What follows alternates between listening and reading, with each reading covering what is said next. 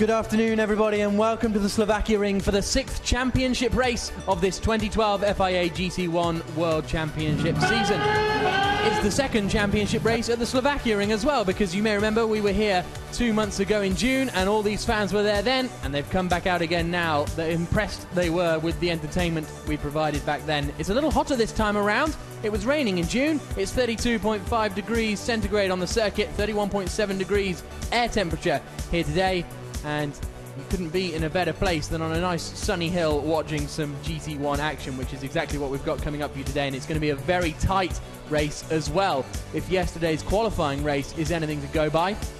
We'll go through the grid in more detail in a few moments' time, but Yelmer Buurman and Münnich in the BMWs will be starting on the front row. Here's a look at this Slovakia ring circuit that the drivers really enjoy. Turns 1, 2, also turn 9, all very quick corners, which take a lot of bravery from the drivers and really test the cars to the limit as well. Overtaking is possible as well, as we saw yesterday, and that long start-finish straight is a great place to get a run on arrival. We do have, just towards the end of that purple sector, we do have the tyre chicane. That was here in June. That's here again today for safety reasons, which we will get into a little bit later on. But really, we couldn't have asked for better weather conditions.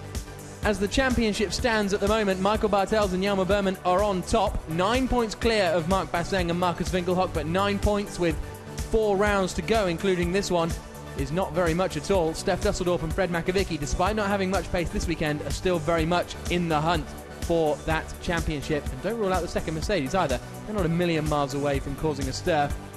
It's starting to close up in the team's championship as well. Al Inkel starting to get put under a little bit of pressure from Vita4One Racing Team. Hexis and Belgian Audi Club now really battling over that third position, as they of course are trying to pick up more points as well. Happily, the number 10 Ford GT is out in this race. You may have seen yesterday they couldn't make it because Milos Pavlovic was taken ill with a fever, but Andres Zuber will be starting this car today, which will be very entertaining to see. You can see Andres. It's his third car of the season, but he's certainly enjoying his GT1 experience. He'll be starting down there at the back of the grid, as they didn't compete yesterday. The grid formed from the results of yesterday's qualifying race. In front of him is going to be Frank Stippler in the number 33 Belgian Audi Club WRT squad. Let's hear from his teammate, Oliver Jarvis, with Jenny Gow. Oliver Jarvis, obviously not the place you would have dreamt of starting this race. Problems from yesterday obviously resolved, though. Yeah, I mean, we picked up a left rear puncture in the race yesterday. I think we were on for a good result, possibly a top 4, if not a top 3. But, you know, circumstances mean we're starting at the back today. It's going to be a tough race, but hopefully if we can get a good start, we can certainly fight. Straight line speed we were just talking about isn't your strong point today, though, so how can you attack? Well, like you said, straight line speed is not our forte, so it means the start's going to be very difficult for Frank. Frank will take the start. He's just got to time it perfectly and hope that he can stay out of trouble in turn 1. And we've got to try and overtake where we can without taking too much risk, and hopefully we can do something with the strategy, either go really short or maybe even really long. Okay, well, good luck for today's race. Thank you very much. Thank you. Many thanks to Jenny Gow, who will be surveying all action in the pit lane and making her way along the grid as well. Chat to a couple more drivers before this green flag lap gets underway. But Oliver Jarvis mentioned a puncture he picked up yesterday. It wasn't due to contact or anything like that. It was simply a tyre failure or a piece of debris, and that really eliminated them from the 5-car battle for the lead that we had yesterday. There you just saw Frank Stippler putting on his balaclava to get ready to go. Now, there's a story behind this car. Albert von Turnhen-Taxis will be starting it, but this isn't the car they started the weekend with. Von Turnhen-Taxis had a rather large accident in qualifying yesterday, wrote off the car, so Reiter Engineering had to drive a car out in a car that was 500 miles away at their headquarters in Germany, drove it out here just so they could compete in the qualifying race yesterday evening. And as a result, it's not really going to have a great amount of pace. The Lamborghini Gallardo in general, a very quick car, as we've seen from the teammate car of Peter Cox and Darrell O'Young. 535 brake horsepower coming from that V10 engine, but this is an older spec car because they didn't update it for this round, because obviously they didn't think they'd need to use it for this GT1 round, and such as the development race here in GT1 that Albert is concerned they might not be as on the pace as they may be had he not crashed his car at turn 2 yesterday morning. So he's only got himself to blame, I suppose. He will be starting in 11th place on the grid on the 6th row. The 5th row is going to be the AF Corsa Ferrari of Enzo Ede with Gregoire de Moustier alongside. There you can see Enzo Ede just putting on his helmet. And he's looking forward to this race, I think. They're hoping the Ferrari has found a little bit more pace overnight. They've made some setup changes. The same is true of the McLarens, which we'll get onto in a minute as well. But Enzo Ede puts on his helmet and then is about to put his spectacles on over the top. And he will be set off to race. Some drivers race in spectacles, some race in contact lenses. Had an incident in Formula 2 the other week where driving in the rain at Spa-Francorchamps, Dino Zamparelli, one of his contact lenses came dislodged, and as a result had to drive the rest of the race with one eye open, which was quite a feat, but no such troubles for these guys. You can see Gregoire de Moustier, another bespectacled driver, sliding into his cockpit. So let's hear from the other Hexus McLaren driver, Steph Dusseldorp. Yes, Steph, a better morning this morning, but this is going to be a tough race for you potentially. Yeah, this morning was quite okay. We improved the car a little, but warm-up result doesn't say a lot. We think we improved a little, and we'll have to see during the race, but it's going to be a difficult one. Okay, good luck. Thank you very much. Steph Dusseldorp will allow Fred Makovicky to start the car. You can see Makovicky strapped in there. And they will be starting in 8th place on the grid. Not a complete disaster, but they're not going to pick up the haul of points that they would have wanted. There is the number 3 Ferrari, Tony Verlander, starting that car. They had a reasonable amount of pace yesterday, especially towards the end. Verlander was putting some decent lap times in, but again, the Ferrari, especially considering their performance here last time we came to the Slovakia ring, in which they won the qualifying race and then finished 4th in the rainy championship race. It is a surprise to see them so far off the pace. Peter Cox, Dutchman, starting the number 25, Reiter Engineering Lamborghini. Just behind him, Stefan Ortelli. Ortelli reckons they've got a chance of finishing 2nd. They think that's the best they can hope for today. Sorry, it was Vanthor that told me that, but Stefan Ortelli, I'm sure, holds the same opinion. They don't think they've quite got the pace to match the BMW of Yelmer Buurman, but lap times yesterday suggest a different story. Nicky Pastorelli and Thomas Jaeger in the 37 Mercedes. They ended up in the gravel trap in warm-up this morning, which has kind of summed up their season, really. Decent pace, but it doesn't quite come together. Marc Basseng starting the 38 Alinkel Munich Motorsports Mercedes. It's 2 Mercedes on the 2nd row of the grid. Basseng in 3rd position. 2nd place on the grid is going to be the Vita4One Racing team. That'll be started by Nicky Meyer-Melnhof. And let's hear from him with Jenny. Nicky, adrenaline high, but after a great result yesterday, you've got to be hoping for the same again today. Yeah, we hope so. It's really tough, it's really hot. But we went from free practice 3 to qualifying race 2, so we hope that we go championship 1 today and yeah, give it all I have, maximum attack, and hope we see you on the podium. Good luck, hopefully see you there as well. Thank you. Meyer-Melnhof hoping for the race win. That would be a magic drive if he could manage to get past his teammate and win this race, but they had such pace yesterday, Meyer-Melnhof and Lauda, that anything is possible, really. But on the pole position slot, we have the number 18 Vita4One Racing team, BMW Z4 of Yelmer Buurman and Michael Bartels. Yelmer will be starting the car. They are the championship leaders, and so there's a reasonable amount of pressure on them. It's going to be interesting to see how quickly they can break away. No doubt Buurman and Bartels will be delighted to have that buffer of their teammate in 2nd place, a buffer that hasn't really been there so far this season. Before yesterday, Meyer-Melnhof and Lauda's best result was a 5th place.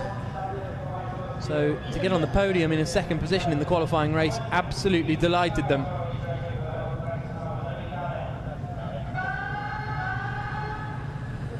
One-minute board is held aloft,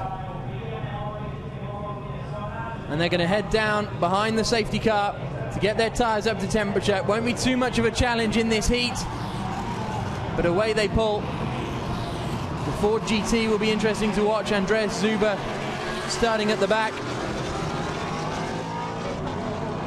And this anticipation around here at the circuit is very palpable. The team's watching on with a knot in their stomach as the cars head down towards turn 1 for the first time, no doubt. And it's that Audi that could be quite interesting, I think. Stefan Ortelli, the 32 car that just went out of shot. I think they're going to be one to watch. They're going to be putting the Mercedes under a great deal of pressure. There's Parc Fermé in GT1. Well, let's have a look at the grid first of all, shall we? It's 2 BMWs on the front row. Buurman and Meyer-Melnhof starting championship leaders on pole position. Then it's the 2 Mercedes who feel this is their weakest track of the 4 we have to go to this season in GT1. Ortelli and Peter Cox on row 3. Haven't said much about Peter Cox. I think he might be one to watch out for. Might just have the pace to keep with the lead pack. Verlander and Makovicky in the Ferrari and McLaren. Then it's the same but reversed. In 9th and 10th place, the McLaren ahead of the Ferrari. De Moustier starting ahead of Enzo Ede. Albert von Turn and Taxis will be hoping to find a little more pace today. Frank Stippler is going to be one to watch as well. He's going to try and carve through the field with Andy Zuber in that very fast starting Ford GT at the back of the grid. I was about to say there's Parc Fermé conditions between qualifying and the qualifying race, which means that the Mercedes, for example, Marc Basseng and Markus Winkelhock in the 38 car deciding to go for an aggressive qualifying strategy, which would then be worse in the race. They can then change that before today, so no doubt they will have a more suitable race setup today, which could influence the way this 1 hour race will go. There will be yellow flags at turn 2 for the first 2 laps of this race because of that tyre chicane. If you saw FIA GT3 last year, you'll have seen the GT3 cars getting airborne over the hill, and as a result the tyre chicane has been put in. It was decided by the FIA that that should be inserted for safety reasons. That's why you'll see them diving through the tyre chicane, and the yellow flags at turn 2 just before it are to make sure they don't arrive at the tyre chicane, which is a yellow flag zone, no overtaking. It's to make sure they don't arrive 8 abreast and all try and squeeze through and create carnage. But, well, I don't know if I should say this, but we haven't had carnage yet so far in GT1 this season. They've been very, very well behaved. Very good driving standards on show in this World Championship. This is down to the hairpin at turn 10. There's a 10-minute pit stop window where each car has to come in, change all 4 tyres and driver. That will come into play 25 minutes into this race, and then after 35 minutes that pit stop window will close as they crest another of the hills down towards the final corner. The Vita4One Racing team watching on in anticipation. There's team boss Michael Bartels. He will be taking over the pole sitting car at the halfway point when the pit stop windows come into play. But I think we've got a very, very interesting championship race on our hands. 25 points for the winner, 18 points for second place. Each event now, as we near the end of the championship, getting more and more crucial. The pressure rising more and more on these drivers. Rolling start when the lights go green. The 6th round of the championship will be underway. BMW front row, Mercedes second row, with a very fast Audi on the 3rd row. 6th championship race of the season here at the Slovakia ring gets underway when the lights go green, and it's a very poor start from the number 37 Mercedes. Peter Cox has got a mega start. He's already on the outside as we head down into the first corner. You can see almost 4 abreast as they fan out along this very wide start-finish straight. But it's Yelmer Buurman who holds the lead into turn 1. Peter Cox is trying to stick it around the outside, and there's a spin for one of the McLarens. That's upset Frank Stippler towards the back. Didn't catch which McLaren it was. It's the number 1 car. It's the 3rd place men in the championship, Steph Dusseldorp and Fred Makovicky. Makovicky at the wheel has rotated, or half rotated anyway, down at the first corner. Down into the tyre chicane for the first time then, and the big loser in all that was Nicky Meyer-Melnhof. He's now dropped down into 4th position behind the very fast starting Peter Cox. So Buurman leads, Basseng second, and that's a spin for Makovicky. That's going to be Fred Makovicky, presumably with some kind of suspension damage that has maybe caused that spin. We'll try and see exactly how that spin ended up. And, well, I can just see out the commentary box window, actually, Makovic has recovered. It was coming over the crest of the hill after the chicane. There's the dust it's caused because this circuit, a bit like a kart track, winds in and around itself. But Buurman has made a break now. In the lead of this race, Basseng in second, being fairly closely followed, actually, by Peter Cox. Great start from the Ford GT. Andy Zuber doing a great job in there to go from the back of the grid up into the top 10. It was between turn 2 and 3 that car spun, won and continued. Oh, that car isn't looking very healthy, actually, Fred Makovic. Philippe Dumas, team principal, looks on with disappointment. The car is kicking around all over the place. Whether there is actually any damage, we'll have to wait and see if he comes into the pits at the end of this first lap, Fred Makovic.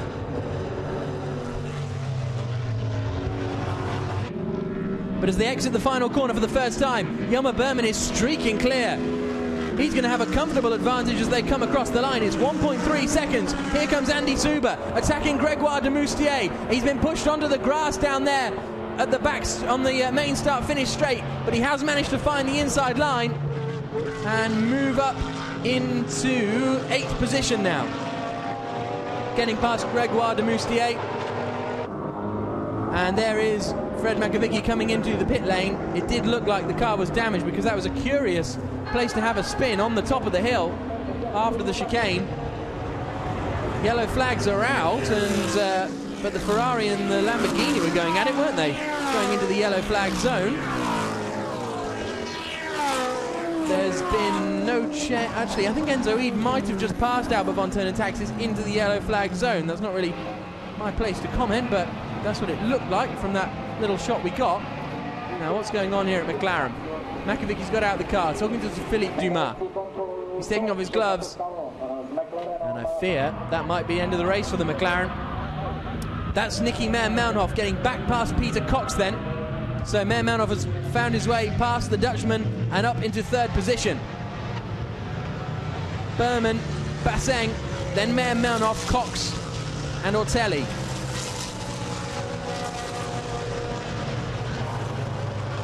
Tell you what, that first Ferrari of Tony Volander's keeping with these guys reasonably well. Peter Cox, now he's got past, has become a bit of a mobile chicane, not quite having as much pace as the drivers in front. Ortelli will want to try and get past as quickly as possible in order to continue the progress. Meyer-Melnhof was just at the fastest first sector of anyone on that lap. Buurman setting the fastest middle sector. The BMW's very, very strong around this circuit. We saw it when we were here in June, and we're seeing it again now. Out onto the start-finish straight they come. Has the gap extended up at the front? I'm fairly sure it must have done. Only by 0.3 of a second, to be fair, but Andy Zuber's on an absolute charge. He's about to pull to the outside of Nicky Pastorelli on the run down into the first corner. Ford GT is strong in a straight line, and he's made it now up into 7th position. Mercedes thinks about looking up the inside into turn 1, but Pastorelli isn't close enough. This is a great work from Andreas Zuber. Peter Cox still ahead of Stefan Ortelli as they come through turn 2. Through the quick flick they come. And you can see the Ford now. It will set his eyes on getting to that Ferrari in front of him, Tony Volander. And there's Albert von Turner Taxis. Here's a replay of the start. Watch the Lamborghini, 3rd car along. There he goes, the white Gallardo darting to the outside. Great start from him as they all spread out. Going down to the first corner. Fred Makovic then, far right-hand side. Let's see what happens to him. Is he going to get a tap from a Ferrari? Yes. So what happened was Enzo Ede got closed in, I think. You might just see it at the back here. No, not quite. But I think Enzo Ede got trapped between the McLaren and the Mercedes, and that pincered the two into one another. Here's Makovic. Whoa, big moment. Huge moment for Fred Makovic. Kept that one out the barrier as well, didn't he? And there he is. Not really wanting to be filmed, I don't think, by the looks of things. Yelmer Buurman, though, Set the fastest lap of the race so far on lap 2, unsurprisingly, at 2 minute 3.085. Peter Cox has now been passed by both Stefan Ortelli and now Tony Verlander. We just saw that move going on into the final corner. So Peter Cox, as we kind of suspected, made a great start, but doesn't have the pace to live with these guys up at the front. Across the line they come, another 0.6 of a second the gap was extended by on that last lap. Melnhoff lapped a 10th quicker than Marc Basseng in front of him in 2nd and 3rd position battle, but not enough, I don't think, to close the gap quite yet. Over one of these crests, which are access tunnels around this circuit. Brilliant access around this track, in fact. If you want to get to any corner on any side, it's easily done. Through the chicane. Andy Zuber pushing hard. I wonder if the 37 car of Nicky Pastorelli has picked up some damage in that incident at turn 1, because he has now lost a great deal of speed and time to the cars in front of him. Through the right-hander goes Verlander. Through the right-hander that then folds back in on itself to become turn 8. Fred Makovicky and the McLaren team very disappointed after what has turned into a very disappointing weekend for them, so they are unavailable for comments at the moment, I'm hearing. Understandably so, I imagine, because that's a great amount of frustration. They are possibly going to lose out 25 points to the championship leaders if things were to finish now, but of course we've still got 52 minutes of this race to go.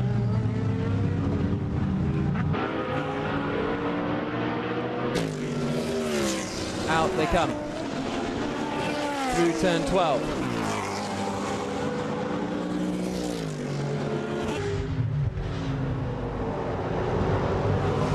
Ford GT running very strongly in the hands of Andreas Zuber. 2 minute 3.5 on that last lap from Zuber. That's the 2nd quickest lap time of anyone on that last lap. Ford GT looking very strong, as it has done for a lot of this season. It hasn't quite been able to turn its pace into points.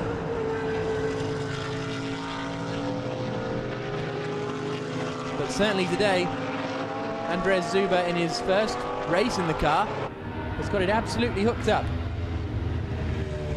Let's have a look at the lap times then for the leaders. They're all running fairly similarly. Basseng lost 0.3 to the BMW behind on that last lap, so that could be a battle that's about to develop. The Ford is closing in on the Lamborghini in front by the tune of 2 or 3 of a second a lap. You can see there that this battle is about to begin. The Ford and the Lamborghini got together at the start of the championship race last time. And what are we having a replay of here? Oh, this is Makovicky still managing to avoid all the barriers. That was a big moment for Makovicky. And sending the dust up all over the circuit. Battle for 2nd place. Little nose up the inside from Nicky Melnhoff. Did that a few times yesterday into turn 8. He knows the Mercedes is strong through there. Stefan Ortelli's pushing very hard as well, trying to close in on the pair of them. Then we've got the Ferrari, the Lamborghini and Ford.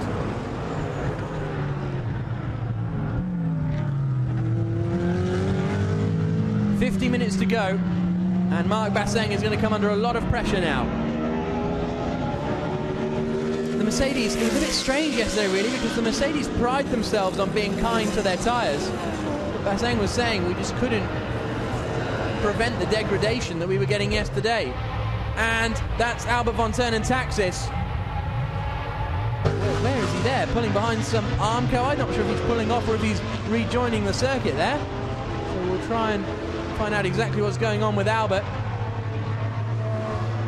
Frank Stippler hasn't made as much progress as I thought he may.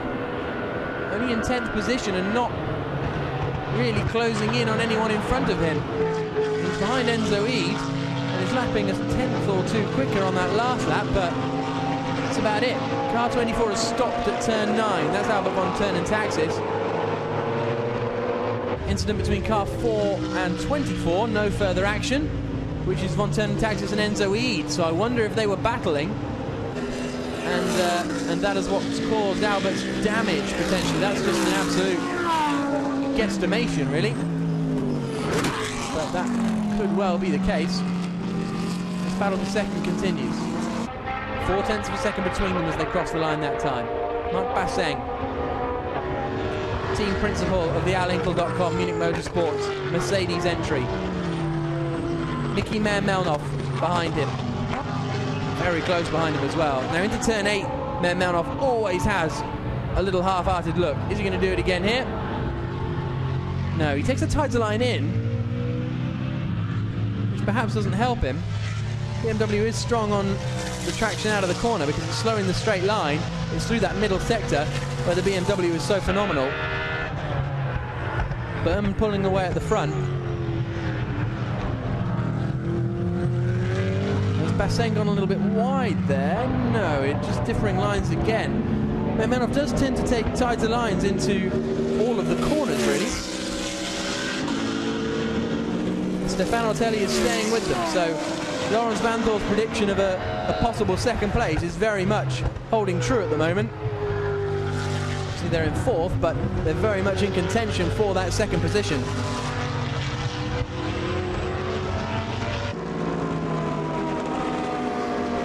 Good run out of the final corner for Melnoff. This is going to be less than 0.4 of a second between them, I think, as they cross the line. It's now 0.2 of a second.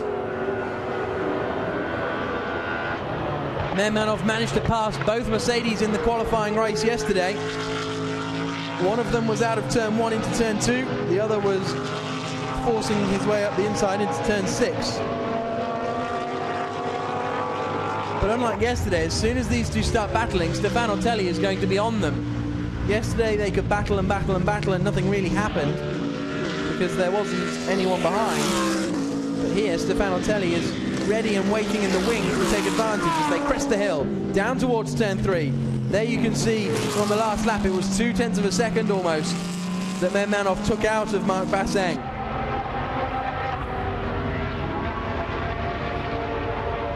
Andy Zuber has the fastest first sector split of anyone and the fastest third sector split of anyone so far in this race.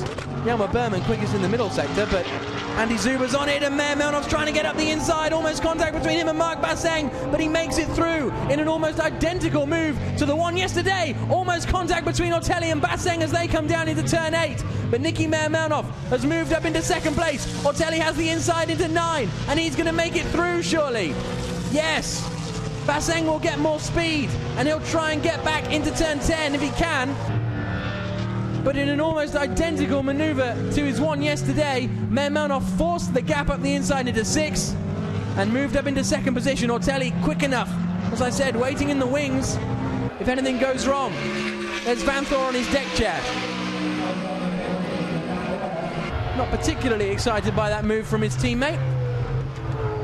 So they come down into the final corner. It'll be an interesting one, really, because I didn't spot the very start of that overtake, so whether there was any contact, whether Melnoff levered the Mercedes out of the way, I'm not quite sure. Now Frank Stippler has got past Enzo Eid, so that was on the last lap that happened, I think, according to the timing screens, and now Stippler is going to be attacking Nicky Pastorelli with 10 minutes until the pit stop window opens here at the Slovakia ring. This is the battle over 8th place we're watching, which will give the drivers 4 World Championship points. There's the overlap out of turn 1, and Frank Stippler gets the job done. Such a common contact between the pair of them as they crest the hill. You saw some sparks fly off from Nicky Pastorelli's car. I think Stippler thought he'd got the job done a little bit before he actually had, as they dive through the chicane. Yeah, that move out of turn 1 into turn 2 isn't a very common kind of racing manoeuvre, but it really works here at the Slovakia ring. Take a wide line in and get the exit, and you can get up the inside of your rival into turn 2.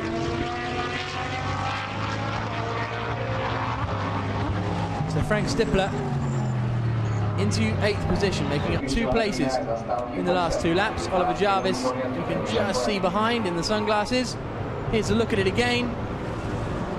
Just got better traction. But then look, Stippler moves over, I think, on Pastorelli as they come over the hill.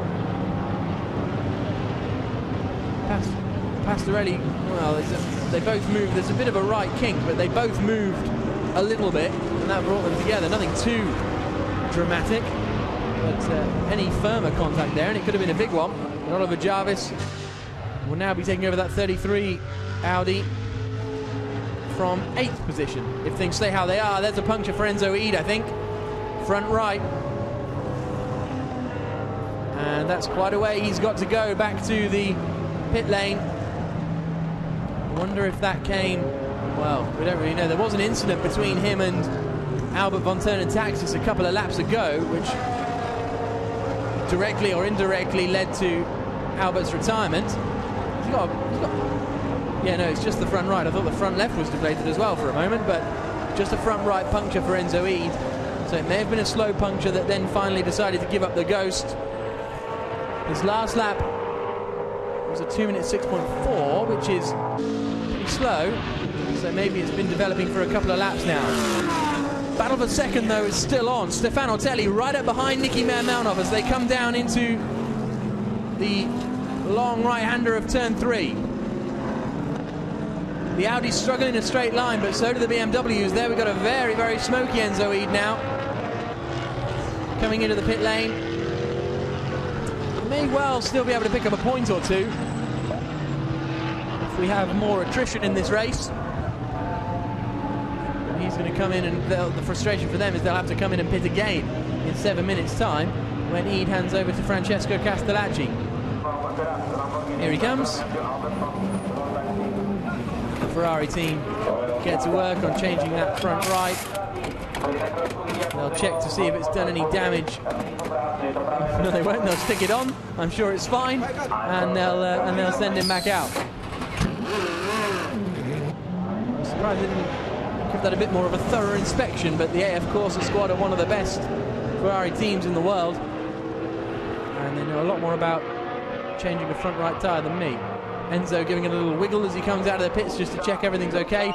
Thumbs down, though, from Albert von Taxis. Still thumbs down for Albert. It's been a thumbs down kind of weekend. Thumbs up when they managed to make a 500-kilometre trip in 4 hours. But it's very much thumbs down every other point of the weekend. Yelmer Buurman has a 6-second lead at the front of this championship race with 6 minutes to go until the pit stop window opens. But the battle for second is very close. Ortelli 0.2 of a second quicker on that last lap than Nicky Mailmanov in front of him. Peter Cox is doing well to hold on to his pace. 2 minute 4.3. He's lapping the same as Mailmanov in second position. So Peter Cox in 6th place is doing a decent job. There's Enzo Eid going very slowly. This is going to be interesting. Oh, sensible driving actually from Enzo Eid. Full marks to Enzo there, going straight on. Obviously the Ferrari team deciding not to check, as unless he's just moving out of the way of the pack. But it looked as though he was cruising for quite some time, and in fact looking out of the commentary box window he's still cruising, so I wonder if there was more damage than initially thought on Enzo Eid's car.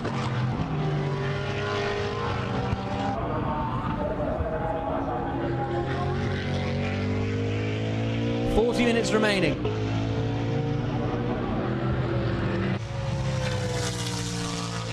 Battle for second place. Moves into turn 9. Ortelli, this is where he had a massive moment in qualifying back in June. Down into 10. The Audi seems to stick with the BMW fairly well in the middle sector. But the straight line speed disadvantage that the Audi has isn't going to make it easy, but the BMWs, certainly in the speed traps in Portimao, were the slowest cars in a straight line, so it's going to be an interesting duel between these two. The problem for the 32 Audi yesterday was a broken wheel nut on the front left. There you can see Enzo Eid's not right at all, and I imagine he'll be coming in to park it, and the Car 4 has got a warning. Well, he's got a warning for dangerous driving from the stewards, even though Oliver Jarvis yesterday was allowed to drive around the track slower than I could run, Well, that's a bit ambitious actually. I can't run very fast, but certainly slow that I could walk. And he didn't get a warning, but Enzo Eid has been given one, and he will have to come back into the pits and park it, I think. Head off for a spot of lunch, some nice Italian macaroni, and then it'll be time for him to head home, I think, because that is his race done and dusted. The other Ferrari, though, is still in a decent battle. There's Enzo Eid's teammate Francesco Castellacci, and I think he'll be stood down in a few moments' time, but Peter Cox and Tony Verlander are still battling pretty hard, actually. Cox has brought the gap down, I think, a little bit.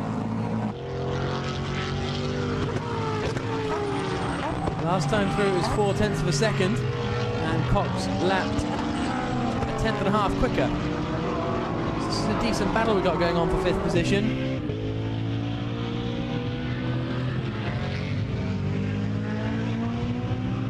.38 minutes to go, so the pit stop window will open in 3 minutes' time. A little bit of dust kicked up by Tony Verlander. So let's hear, as Endo Eid pulls into the pits here, let's hear from Giorgio Piccolo. He's with Jenny. Giorgio, we saw the problem for Enzo. Can you describe what happened? He punched the front right tires.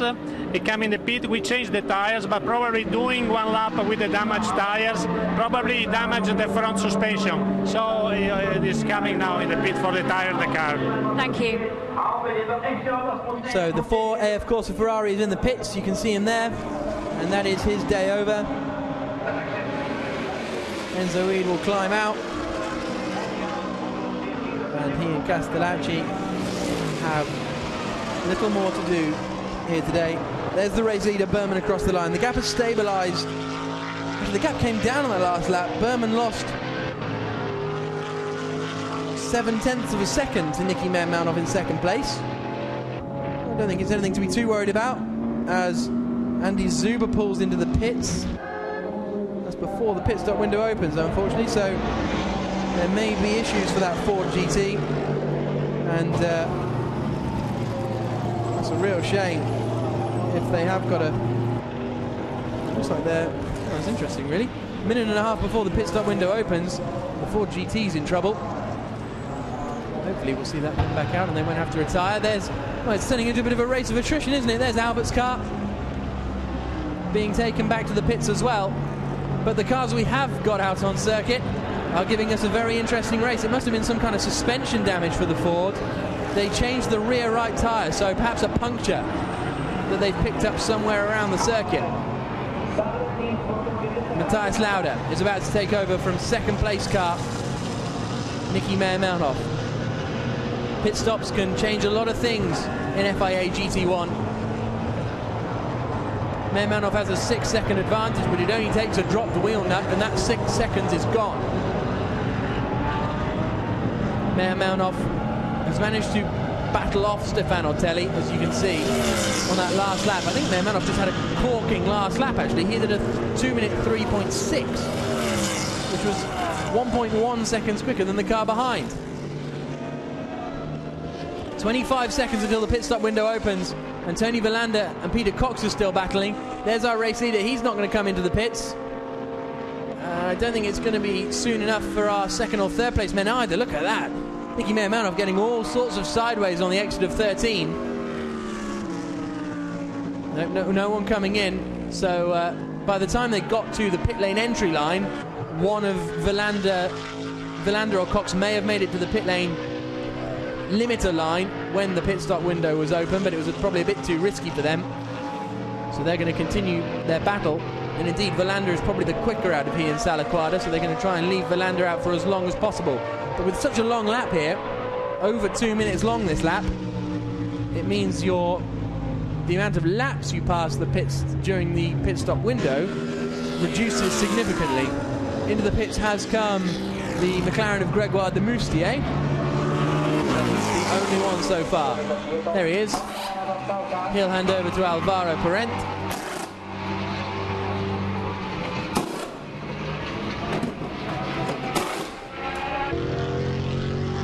Second place battle isn't over, nor is this fifth place battle.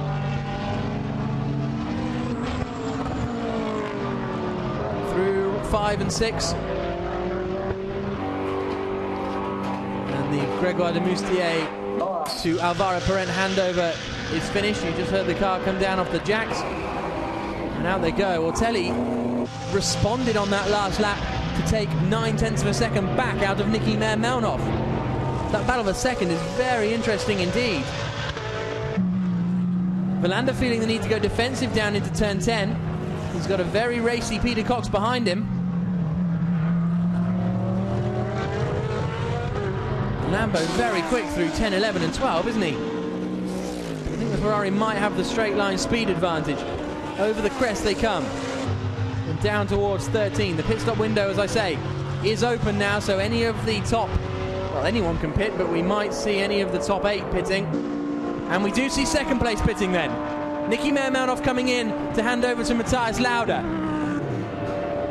He rumbles past my commentary box, and this is going to be vital. Oh, we've almost got a collision down there in the pit lane between Villander and Peter Cox, who come in at exactly the same time. Peter Cox was going for a little bit more coming into the pit lane and almost shunts into the back of the Ferrari. Okay, here we go. Melnhoff handing over to Lauda. Looks slick so far. Look at the steam coming off the brakes. Oh, something's gone wrong there. That has not gone well. Usually the driver changeover is done ages before the tyre change is finished. So out he comes. The battle between the Ferrari and the Lamborghini is easily going to be won by AF Corsa, because I reckon there's a problem with Peter Cox's car somewhere along the line, because it's still up on the jacks. What a shame that is, because that was an excellent battle. But where is Matthias Lauda going to come out now? There he is. Look, you can see the Lamborghini still on the jacks, and apparently there was flames coming off the front right brakes. They put it out, but it got very hot down there, and as a result Darrell Young is going to have a long 31-minute stint, I think. That's a real shame, because that was a great battle that was developing. Frank Stippler's just set his personal best lap of the race. In fact, with that problem for Cox and for Melnhoff and Lauda, Frank Stippler might be with a chance here of getting a few places. Lights flashing from Alvaro Parent as he comes out behind Darrell Young.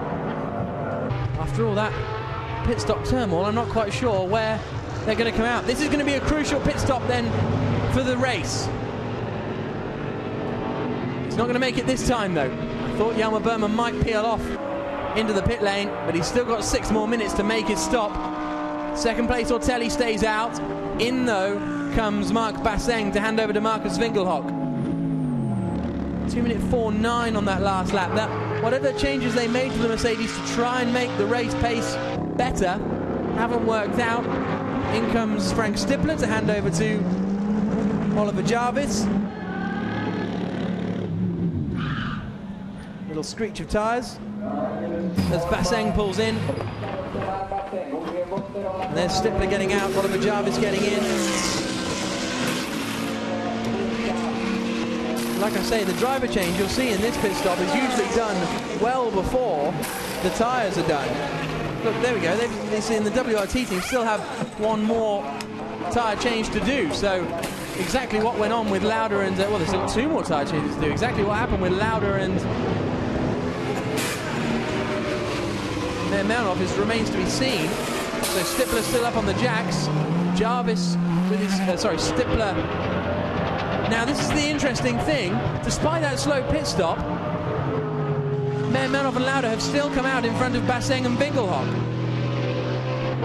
I wasn't expecting that. I thought Lauda lost a lot of time in that pit stop, but he still managed to come out in front of the 38 Mercedes. I do think if WRT can sort out their pits though, we're going to see a change for second place. I think Laurens Vanthoor will emerge in second position when these pit stop windows sort themselves out. But here's our race leader, heading down the back straight once more.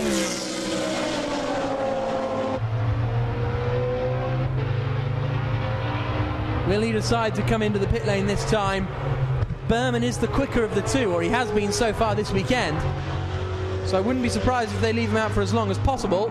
but into the pits he comes. Will we see Ortelli come into the pits as well? Further behind. We'll have to wait and see. I'll keep an eye on the... no, Ortelli stays out, I think. Into the pits they come. Buurman out, Bartels in. They had a 6.8 second advantage coming in to the pit stop. So really, it should be a fairly comfortable stop for the Vita4One Racing team.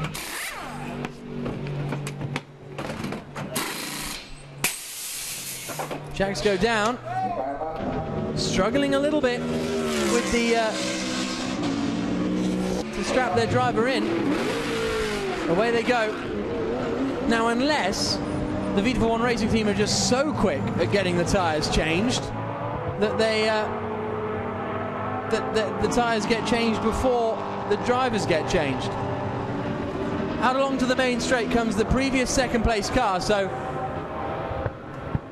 Bartels returns in the net lead of this race, but Stefan Ortelli, so that's first, second and third at the moment in net terms once the pit stop windows are closed. The Ford GT back in the pits again, going very slowly actually as he comes past the commentary box. Very slowly indeed, so go wait and see what happens there. There you can see Vanthor getting ready. This is the dark horse. That was a slowish lap. Slowish pit stop from Buurman and Bartels. If Ortelli and Vanthor can get a good pit stop done, they might just be able to leapfrog here. They'll be coming in on this lap. Ortelli has been lapping in the 2-minute 3.5s, which is pretty quick considering he's still out there on the old tyres. He'll come in and pit for some fresh rubber.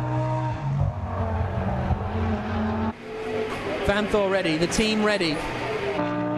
Surely this will let them leapfrog up into second place.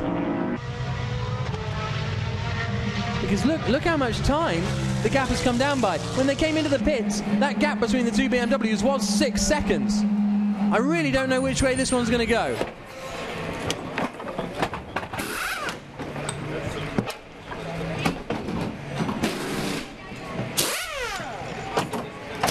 Ortelli strapping Vanthor in.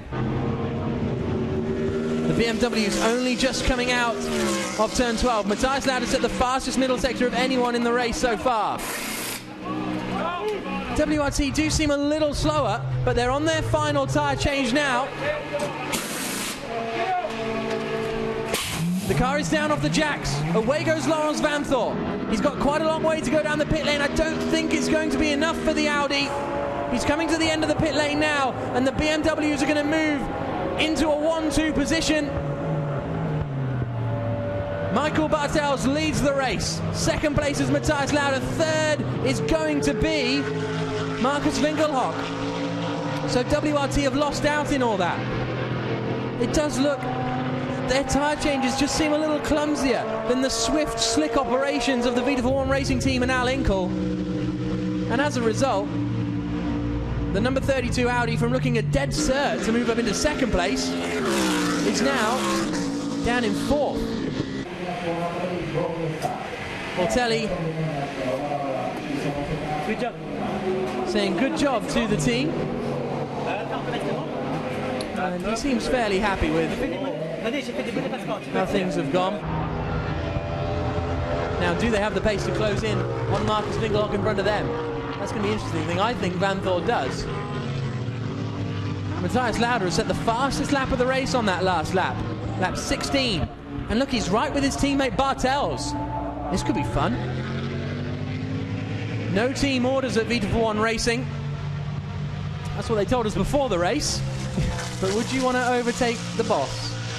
That's the question. I'd overtake my boss all the time, probably, if we were racing. But into turn 10 they come. Now winding out onto the back straight. What can Matthias Lauda do then in this lap so far? He has taken 2 tenths out in sector 1. 3 tenths out in sector 2. Let's hear from Lauda's teammate Nicky Melnoff. He's down in the pit lane with Jenny Gao. Yes, here's the teammates just having a quick chat and congratulating. Nicky, I just wanted to ask, would you overtake the boss in your teammate's position? For sure, we're fighting. I mean, as far as I know, there's no team orders, and Matthias has been quick all weekend, and yeah, it's so difficult. I hope they don't do something stupid. I mean, we're also fighting, the number 18 car is also fighting for the championship, and yeah, it's going to be a tough call. I'm happy that I'm standing here and have nothing to do with it anymore, so I hope it brings it home safe and on first position. I just wanted to ask, you had a slightly slower pit stop than you wanted. What was the problem?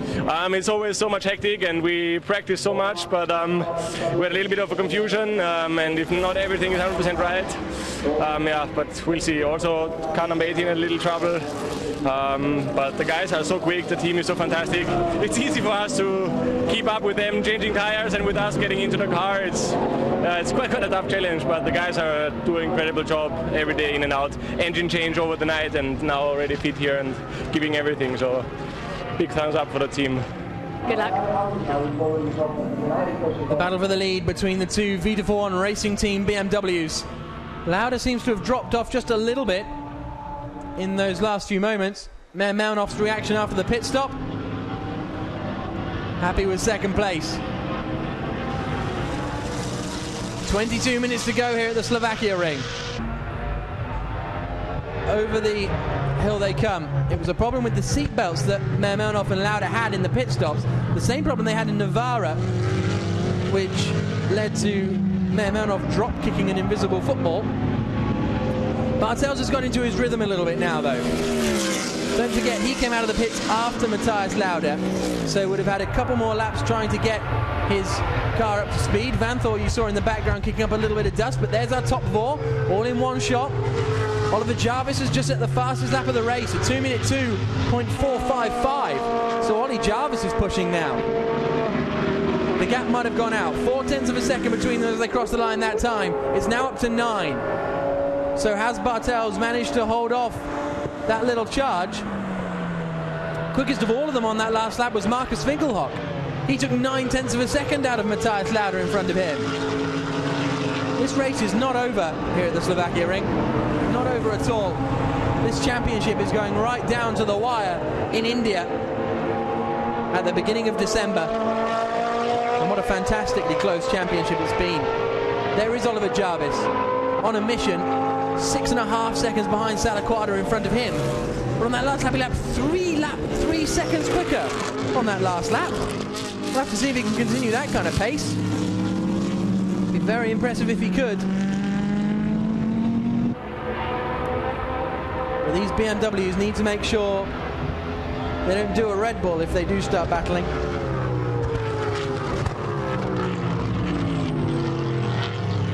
Into 5 and 6, 20 minutes to go. Winkelhock, you can see there in the 3rd place, Al Inkel Mercedes. 4th place is Laurens Vanthor. Great to see the Audis back with pace. That really is good to see, actually. Fantastic looking car in its matte black, speedhunters.com emblazoned on the side. Really good looking car, and it's really good to see it looking good on the circuit. His teammates at the fastest lap of the race. Vanthor 7 tenths of a second off that. We'll see what kind of lap times they come through this time. Gap perhaps is stabilised at a second as they come down into the right-hander, and Stefano Telli handing over to Laurens Vanthor, and now Vanthor pushing hard. Let's go down to Jenny Gao in the pit lane. Jenny, you can bring us news on the incident of Albert von Turn and Taxis. Yeah, the car number 24 had a puncture. It went wide at turn 6. Team's still investigating what happened, but their weekend goes from bad to worse. It certainly does. Thank you very much for that, Jenny. It really was a shame to see the car retiring after the hard work they did to get the car here for the qualifying race yesterday evening. But they'll no doubt be back with us in Moscow in 2 weeks' time for the next round of this GT1 World Championship. First World Championship to visit Russia. Vanthor pushing so hard. You see how close he was to the gravel trap there on the exit of 2. He is on it. The gap has come down another 0.7 of a second between second and third. The quickest man of them all, though, was Vanthor on that last lap. Vanthor took 1.1 seconds out of second place.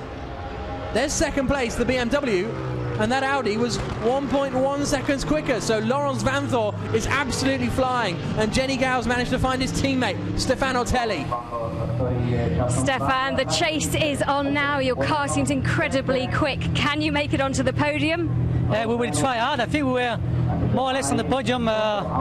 We are a bit quicker than the Mercedes on the track. They've been a bit quicker than us in a pit stop. That's fair, you know. That's the excitement of the GT1, of the endurance race. Let's say sprint endurance race. And we did definitely have a good car over the distance, which gave me the chance to pass some cars earlier on. So yeah, I think I love the car. Laurens will have a good fun now. And we are crossing our fingers that he can pass the Mercedes at least. Okay, thank you very much, Stefan. Thank you. Laurens Vanthor, quickest man of them all in the middle sector. Quickest man of them all in the first sector as well on this lap. And he is pushing very, very hard. Only fresh out of single-seaters this year, Laurens Vanthor. He's used to Formula 3 sprint races, which is pretty much a similar discipline for the drivers. For the teams, it's a little bit different managing the strategy, but the drivers get in the car with a fresh pair of slicks and go for it. Look how much the gap has come down. There's now only 4 seconds covering the top 4. And they are watching on, enticed by this action on the circuit. There you can see the standings, 3.9 seconds from first to fourth. Through the tyre chicane they come. On that last lap, the leader was the slowest of these 4 cars. 17 minutes to go here at the Slovakia ring, and things are developing very nicely. Michael Bartels lost 0.3 of a second to his teammate. The gap for the lead now under a second at 0.7 of a second. There is a little gap back to Markus Winkelhock, but he continues to close it, just chipping away a little each lap. Michael Bartels, the massively experienced racer and team boss, doesn't quite have the pace in his car at the moment. This would be good news for them in the championship, a win for them with their main rivals third. It would mean they'd extend their championship lead by 10 points, so take it up to 19 in other words, which would be very good news for them going into the last 3 rounds, Moscow, Nurburgring and India. Michael Bartels knows what he's doing out there. Very, very quick driver. Very experienced driver as well. Formula 1 experience back in 1991. Drove for Lotus. Didn't manage to qualify that bit of a beast of a Lotus car, really, back in 91. He was the German karting champion in 1985. German Formula 4 champion in 1986. Now we've got this battle that developed very quickly between Salaquada and Oliver Jarvis over 5th place. We said Jarvis was taking 3 seconds a lap out of Salaquada. He's only taken 2.5 seconds out on that last lap. Still a massive heap of time as they come across the line, and it can't be long before Jarvis will move over into 5th place and make it Audi 4 and 5 the way it finished in yesterday's race. Or it would have finished anyway if Oliver Jarvis hadn't had the puncture. It was where they were running in the early stages. Jarvis up into turn 2. Mike, no, he's not close enough for a look there. There's a little shimmy towards the inside line, but nothing doing. Now into the quick chicane. Very difficult to judge. You sit so low in these cars. Just peeping over the top of the steering wheel. It's very difficult to judge distances when you're so close to the car in front, especially through that quick chicane. It's more than easy to just clip it, as we saw plenty of times in the support races here. GT1 signage crew have had to go out and repair that tyre chicane a couple of times. Jarvis trying to squeeze his nose up the inside. Not enough room going into 6. Maybe into 8. Yes, into 8. Outbrakes him, job done. Fairly straightforward there from Oliver Jarvis. And he now moves up into 5th position. Look how you can see how much time he was gaining on those last few laps. With 14 minutes to go, he's far too far behind his teammate Laurens Vanthoor to mount a charge. But with 13 minutes to go, the top 4 are now covered by 3.6 seconds. Slowly but surely, the gaps are coming down at the front. And I think the first real attack, I reckon Vanthoor's brought this gap down to less than a second actually between 3rd and 4th. It's down to 6/10 of a second. That last lap he managed to find 4/10 of a second over Markus Winkelhock in front of him. I don't know. I don't want to be cynical, but I don't know if Matthias Lauda is pushing for all he's worth, because the gap has remained at a second for a large amount of laps recently, as the president of the Slovak Republic, Ivan Gasparovic, watching on with the crowd here in the main grandstand. And watching up there with the boss of the circuit, Stefan Rossini, you saw in there as well at his local track. He unfortunately didn't get to drive today because of Albert von Turnentaxis' retirement. Here we go then. Battle for 3rd place is on. More on than it has been so far in this race, because Vanthoor is continuing to hold the hammer down.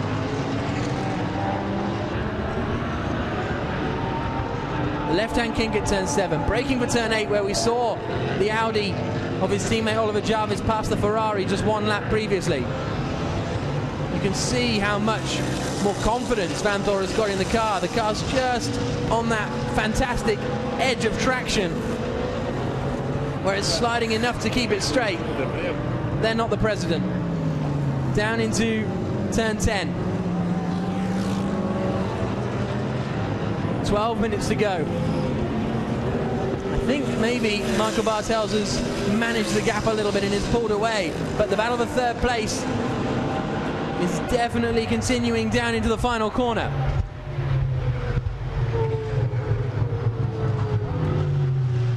As I say, Laurens Vanthoor very, very fresh out of single-seater. He was the 2009 German Formula 3 Cup champion.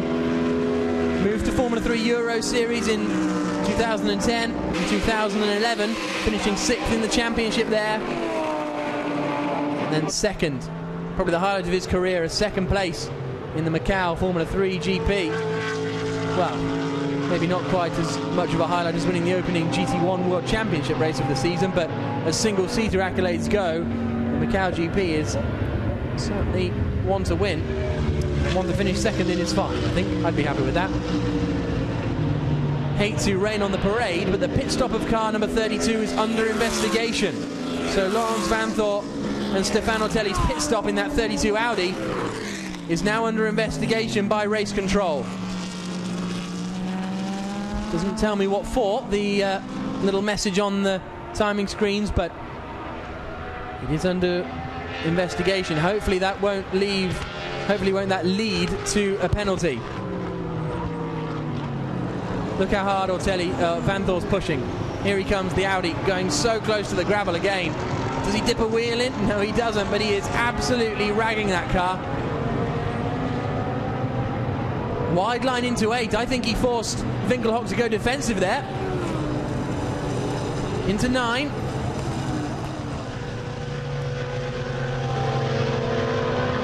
Winkelhock hasn't really had to defend too hard. With 10 minutes remaining in this race, the gap has gone back out again. Bartels found a bit of pace on that last lap. Drive-through penalty for car 32. Laurens Vanthoor in the number 32 Audi has given us fantastic entertainment this weekend. Driving fantastically well. Him and Ortelli have been on it. Slow pit stop yesterday cost them, and some kind of pit stop infringement today means that they have a drive-through penalty. And, well, I can't tell you how much of a shame that is, because I was really looking forward to that battle over 3rd position.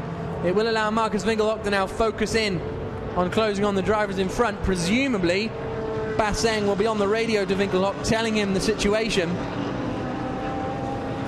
but the number 32 car will be making a drive-through penalty before too long. He has 3 laps from the first time he passes the board, so this will be the first lap, then we'll have a second lap, and then at the end of that third lap, if he hasn't come in by then he'll be in all sorts of trouble. Over the crest of the hill, down towards turn 3. He's really still pushing hard, and that's cost him a little bit as he runs out wide. He obviously still hasn't been given the message about the drive-through penalty, but that out-braking into turn 3, well, maybe he was given it just as he entered turn 3, and that's what put him off. But into, well, here's a look. Let's see if we can see. One of the mechanics was close to the white line, but not really too bad. And now we're down to 15, 16 seconds. My whole arms and legs look like wheels are going in. I'm in and out because I'm too big. I touch everywhere. This is all looking okay so far as they put the wheels on. You're only allowed to have 2 mechanics working on the car at any time. So that man with the lollipop is fine because all the tyres are out of the way. Was the mechanic back over the line? Could be pit lane speeding, could be seat belts. There's a chance that that last mechanic wasn't back over the line by the time the car left the pit stop, but when you don't know what you're looking for, it's difficult to tell. And we've got an off here, I think. Not quite sure who that is, but someone has gone off at the quick chicane. A black wheel hub suggests it might be, well, let's see. We're about to find out. Parent's going to hit it. And that's going to rip off the underside and the rear end of that McLaren. So that's what happened. Alvaro Parent is now battling Thomas Jaeger over 8th place, and the safety car's been deployed. Well, there's a little fillet for the final 7 minutes for that debris on the circuit on the exit of exit of the chicane, really. And this could, well, it depends how long the safety cars are surely only going to be out for 1 lap, because all it takes is a brave marshal to leg it out and pick it up. So there should be a relatively short safety car period with 6 minutes remaining here in FIA GT1. Here's another replay. Alvaro Parent, we're about to see most of the McLaren disintegrate behind him as he runs out wide. Oh, he must have just hit a rivet or something like that. The car bottoming him out on the very soft surface here. Jenny Gow did a very similar thing when parking the car this morning. And now the field will all bunch up behind the safety car, and we wait for the marshals to go out and retrieve that piece of debris. So this has gone well for Oliver Jarvis, actually. Quickest man on the circuit at the moment, and he all of a sudden has an absolute open goal for a podium, because he's now going to be right up behind Markus Winkelhock in 3rd position. Marshals could do with getting on with it a little bit, as because the cars are now well past that area and they're under safety car conditions and they're very well behaved. Jarvis, Savanthor's only lost 1 place because of that drive-through penalty, so that's not too bad. As the brollies go up to prevent them from the sun, that is. 5.5 minutes to go, and really it's only needed to be 1 lap of safety car, but at the moment we've got no movement of actually retrieving that debris. This could be good for the Audis. There's the safety car. Mercedes supplying, there we go. Go on, chaps. There's a bit more up the hill. Go on, get the massive bit. There's a real massive bit on the crest of the hill, chaps. Hopefully someone else has gone out to get that. But yes, there we go. Good work from the marshals here at the Slovakia ring. Relatively new facility here. The safety car is still out, so we might. That's a 3-minute lap, so I think the safety car has. The safety car's not in front of our leaders. The safety car is there, halfway around the circuit. So So the leaders have just crossed the start-finish line. So the safety car released a little too early. And I fear we may only get one more lap under these safety car conditions. I mean, once the safety car comes in, we will only have one lap of racing. So let's hear from the Vincent Voss from Audi. Maybe he can tell us exactly what happened. He's with Jenny. Vincent, you had to serve that penalty drive-through. Can you tell us what was the problem? Well, it seems that we had a fragment in the pit stop. So yeah, we don't know exactly what happened. We were a little bit lucky that we could do the start. We were entering the pit lane when the safety car was out. So that was a good news. We did not lose too much. We will see after the race, but always the same thing. And Oliver is in a key position now. He can certainly get through this race. Yeah, Oliver is in a very good position. But okay, I don't know. We will see. Okay, good luck. Thank you. 3 minutes to go here at the Slovakia ring. Hopefully the safety car will be in this lap, but the safety car still is not in front of the cars. We're only going to get one lap of racing once the safety car comes in, so it'll be now or never for Oliver Jarvis. Safety car stopped on the crest of the hill. That's at presumably on the run down to the final corner, so surely it will pick the cars up and turn its lights off, because otherwise it's going to finish under the safety car.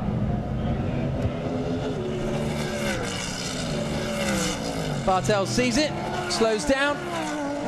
Lights are off on the safety car. We're going to get one lap of racing here at the end of the 6th round of the GT1 World Championship. Safety car in this lap. The BMW team looking fairly satisfied. Bartels should be able to hold on to this for one lap. Oliver Jarvis is the man who needs to be right on the heels of that Mercedes. He's not, though. He's not. But Winkelhock has got a good run. Winkelhock has got a very good safety car restart, and he's now right up behind as they come down the start-finish straight. Matthias Loudon knows it. He goes defensive. Winkelhock moves to the outside on the run down into turn 1. If he can't get the job done on the brakes, but he can. Winkelhock moves up into second place. Great restart from him. Has he got enough speed? The dust is kicked up on the outside of the circuit. Has he got enough speed to challenge Bartels in this final half a lap? I'd be massively surprised, but you never know. Winkelhock very much in the zone. Safety car played into his hands when he was racing in Formula 1 back in 2007 at that rain-affected Nurburgring German Grand Prix. And it's played into his hands again here. The two Audis almost battling on the run down into 3.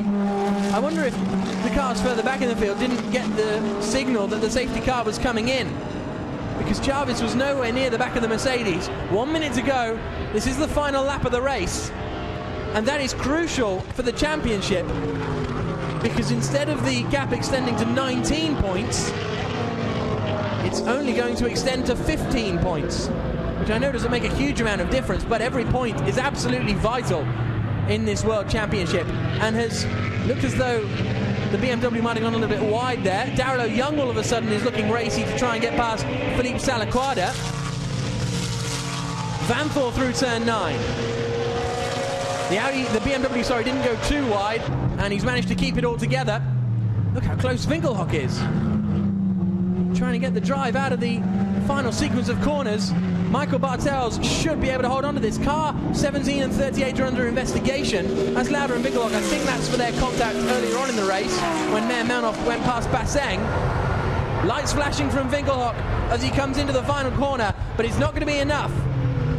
The Vita4One Racing Team car of Michael Bartels and Yelmer Buurman is going to become the first car to win 2 championship races so far this season in FIA GT1. Bartels wins, Winkelhock second, Lauder third, Jarvis fourth, Vanthoor fifth, 6th for Philippe Salaquada, 7th for Darrell Young. 8th place is going to be somewhere out there, Thomas Jaeger. There's Yelmer Buurman, delighted with that victory.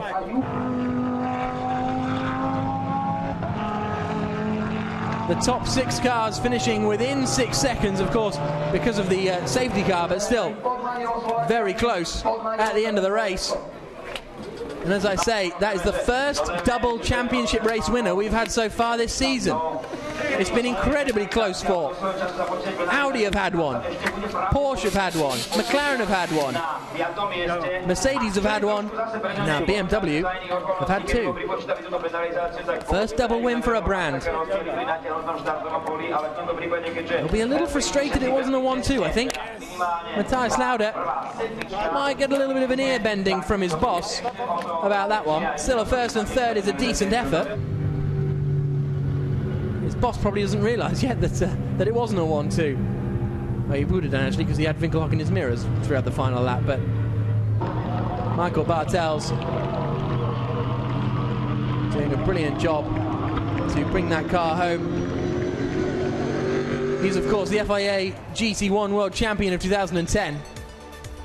Here's a look at the results. BMW first and third. Yelmer Buurman and Michael Bartels winning by just 0.4 of a second in the end over the Mercedes behind them, Marc Basseng and Markus Winkelhock.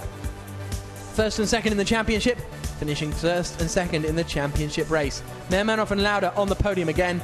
Stippler and Jarvis might be a little frustrated or disappointed that they weren't more on it at that safety car restart. Ortelli and Vanthor, again, disappointment for them, but the good news for the Audis is that a 4th and 5th place finish is their best really since Nogaro at the opening round. And we had that retirement, unfortunately, for Fred Makovicky right at the start of the race. Him and Steph Dusseldorf not picking up any points. So the cars weave their way back around. I wasn't quite sure if that was a replay then, because that's how close the cars have been for most of this race. But it is just the cars on their slowing down lap. Out of turn 9, 10, 11 and 12. Down the hill towards 13. But there is our race winner, Michael Bartels. FIA GT champion in 2006, 2008 and 2009. Then the GT1 World Championship was formed, and he won that as well in his glorious Maserati. Didn't compete last year, but he's back now, and he is looking to become FIA GT1 World Champion for the second time. The fans have seen the main attraction this weekend and are now heading off, possibly to get an ice cream or enjoy the Slovakian sunshine a little more. There's Matthias Lauda pulling into the pits. Behind him, Oliver Jarvis, all slowly cruising past my commentary box window. And look at that. That's a happy Marc Basseng, isn't it? He's very, very satisfied with Markus Winkelhock's performance there, nabbing that second place. Every point counts in battles for the championship. There's no point settling for third when you can have second. In a minute our race winner will come in.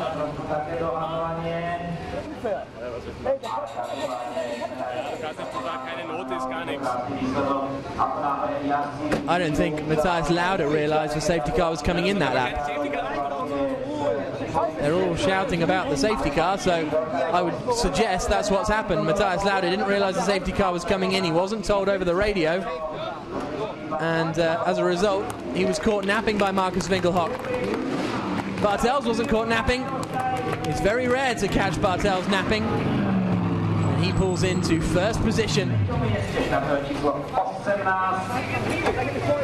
to pick up another championship race win. 4th championship race win of his career.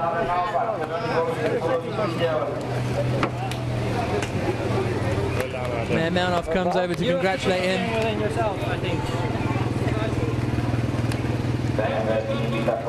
He's getting used to winning races now, Michael Bartels.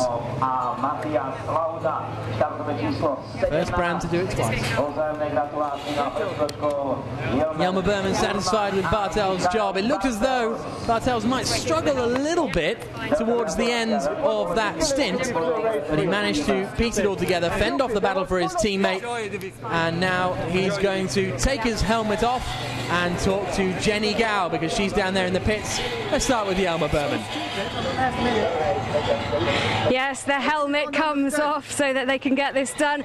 Yelmer, congratulations on the win. Congratulations as Michael just goes off. Thank you. That was amazing. Yeah, it was. I mean, amazing weekend. This was the best weekend we've had so far until we came here. I mean, the other time we were here. And now it's even better, so it's really amazing. It's a track, you know, the car is almost built for this track, I think. It's really good, and especially the middle sector. Also the weather, you know, the hot weather helps us, but it was really great. I mean, this is the best we could have done here, and now we go to Moscow and Nurburgring. It will be different there because it will be cooler and different tracks. So it's not going to be any more like this, I am afraid, but I mean, now we enjoy this and then see how it goes. Michael, I'm sensing that you're happy, but there's also a bit of a different hat for the team manager role. You don't seem particularly pleased, as well as being happy for the win. Of course, I'm very happy. We have the maximum points for this weekend, double win. Of course, it was a shame to see in the mirror that we lost second place, and in the same time, I have to say it was dangerous to give the race free, because there was full of parts, stones, and I don't know if the race director can decide in this way, you know, and it was unacceptable to let the race free again. So anyway, we are happy. We did a good job. We had trouble in the pit stops with my mistake, so I have to defend the lead. So, but it was a great race. Well, congratulations, guys. Well done. Thank you. So Bartels out there on the circuit, and he feeling that there was too much debris still on the circuit when the racing was restarted. And he's nevertheless happy with his win as far as the championship is concerned, but it could have been a lot better had they not lost that second position. Shakes hands with Markus Winkelhock, who heads over to chat to his teammate Marc Basseng. Matthias Lauda, you can still see, not very happy. Let's hear from Marc Basseng and Markus Winkelhock. They're down there in the pit lane with Jenny. Guys, congratulations. A shrewd move there to get the second position, but well battled. Yeah, an incredible move from Winky to be so brave in the last lap in the first corner, going from the outside to overtook the BMW. I'm so proud of my teammate. The start was good. I was second, but then I got hit by the number 17 in turn 6, so he pushed me out of the line, so I lose 2 positions. But the pit stop was good again, so we overtook the Audi. In the end, we did what we do best, racing, and finished second. Yeah, Marcus, you look like you really enjoyed the end of that race. Yeah, absolutely. Race was not bad. I think coming from P3, finishing P2 is perfect for us. We scored good points, car was good, and yeah, I think the move in the last lap was for sure was a bit risky, but at the end it worked out, and I'm absolutely happy. You're not a racing driver if you don't take risks. That's what they say. Absolutely, yeah.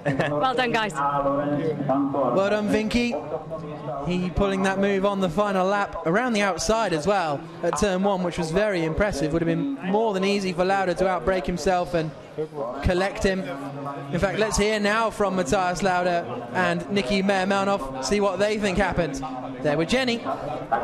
Matthias, I can gather from both of you, you're not particularly happy with what happened at the end of that race. No, I'm really pissed off because I was in safe second place with a big gap to the Mercedes, and then suddenly there was a safety car out, and I never in my life in motorsport career saw a safety car coming in front of the cars, and straight away without any warning he just goes away, and then they make a free race. I was not ready. That's why the Mercedes overtook me so easy. It cannot be. At least you have to do one lap behind the safety, and then the safety have to go off. There was no one was ready.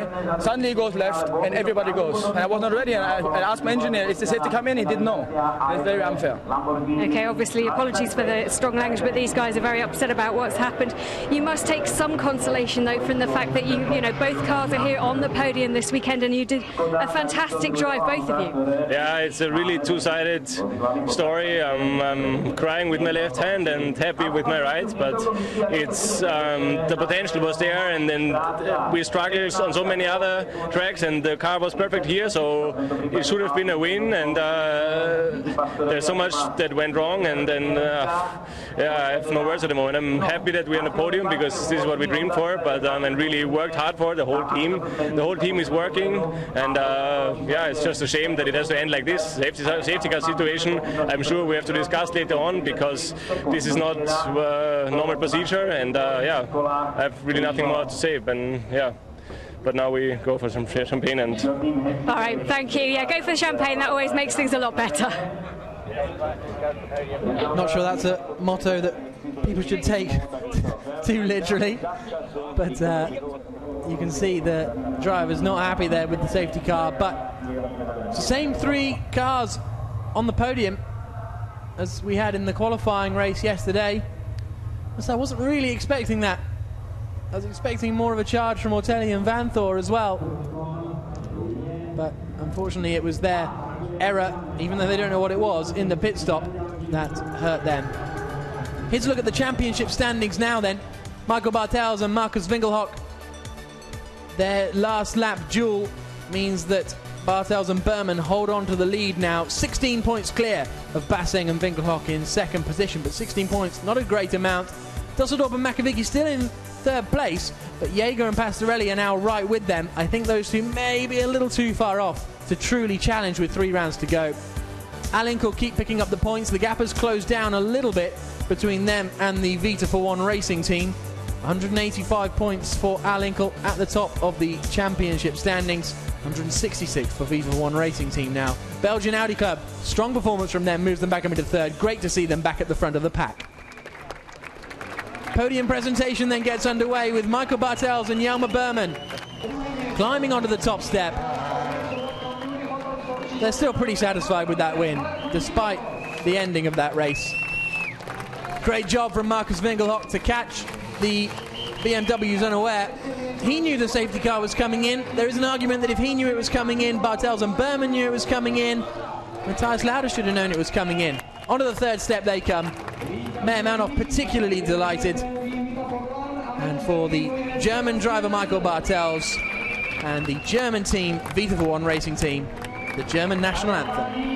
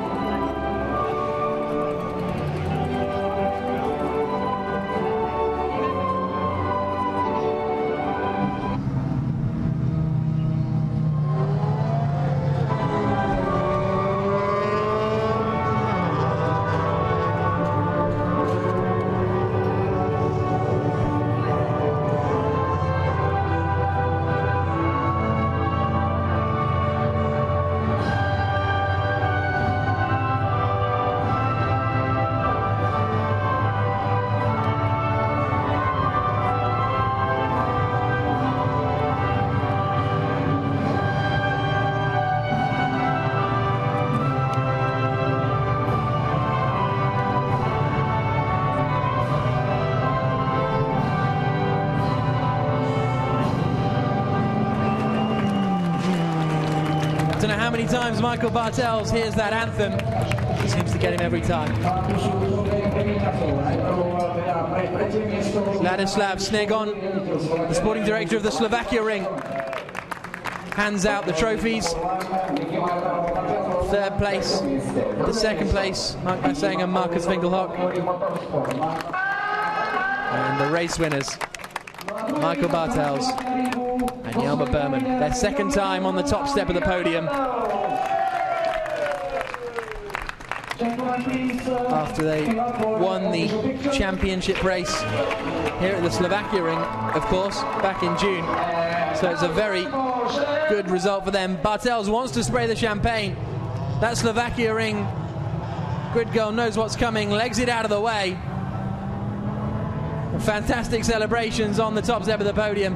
Matthias Lauda and Nicky Meyer-Manhoff's first podium in FIA GT1. They are very much enjoying it. No further action between car 17 and 38, which I think was the move where Meyer-Manhoff forced his way past Marc Basseng. And they drop the champagne down towards their teammates, but a very satisfactory win to them. And this great crowd here at the Slovakia Ring have very much enjoyed the action today, and I've enjoyed the action as well. Thank you very much for joining us. Michael Bartels heads off now to the press conference, where it'll be interesting to see his opinions in a little bit more detail about that safety car, exactly what he felt should have happened there. because when the safety car came in, that second place BMW Matthias Lauda didn't quite manage to spot that, and Markus Winkelhock, or Vinky as he's now affectionately known it seems, managed to make the move around the outside. But it's Bartels and Buurman who extend their championship lead. We're back out with FIA GT1 at the start of September in Moscow. From myself, Jack Nichols, many thanks to Jenny Gao for joining us in the pit lane this weekend. We'll see you in Moscow in 2 weeks' time. Thanks for joining us.